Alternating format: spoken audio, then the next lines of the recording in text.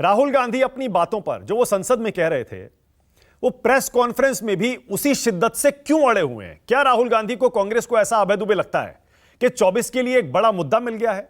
क्या यह मुद्दा वाकई पूरे देश में एक आम चुनाव का मुद्दा बन सकता है क्या, अभय दुबे?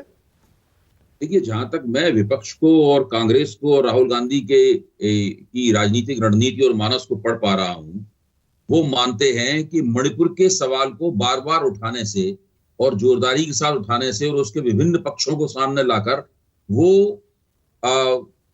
मोदी सरकार, केंद्र की मोदी सरकार और वीरेंद्र सिंह की सरकार के ऊपर राजनीतिक निकम्मेपन और राजनीतिक अकुशलता का आरोप चस्पा कर सकते हैं। जो अविश्वास प्रस्ताव लाया गया था उसके पीछे यही एक उद्देश्य था।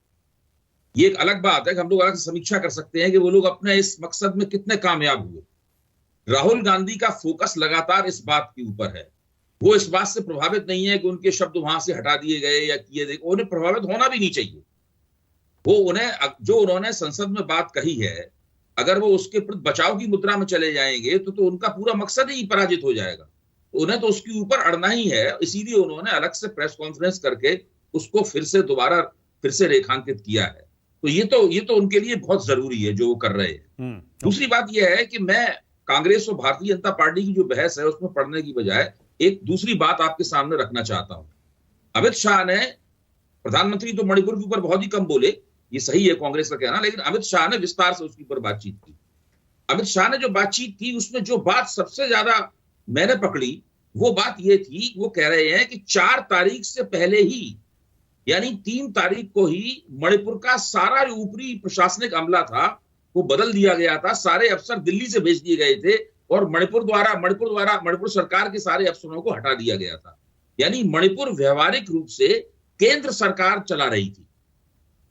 पूरी तरीके से केंद्र सरकार की देखरेख में मणिपुर का प्रशासन था। इसलिए 4 तारीख की घटना मानी जाएगी कि केंद्र सरकार की वाच में हुई।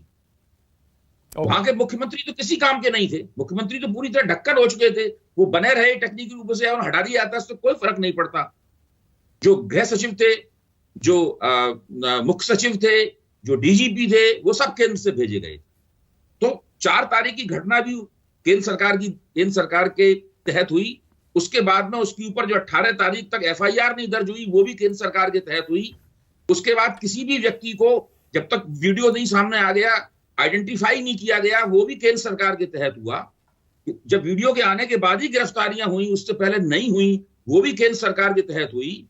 गृह मंत्री वहां पर जाके रहे 3 दिन तक। उसके बाद गृह राज्य मंत्री कई दिन वहां पर रहे। उन्हें सब पता था उसके बारे में। उसके बावजूद भी केंद्र सरकार के भेजे गए अफसर और गृह मंत्री जो रोज खुद ही कह रहे थे कि हम हर हफ्ते वीडियो कॉल के जरिए पूरी स्थिति की समीक्षा करते हैं, ये सब होता रहा। सब कुछ उनके सामने हुआ।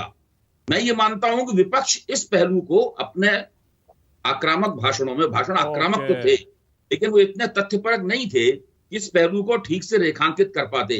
मैं ये मानता हूं कि वो जो 4 तारीख की घटना थी, उस घटना की जिम्मेदार केंद्र सरकार ज्यादा है, राज्य सरकार तो है ही जिम्मेदार। और उस घटना का जो निराकरण नहीं हुआ, उसके अपराधियों को सजा नहीं दी गई, वहां भी केंद्र सरकार जिम्मेदार है।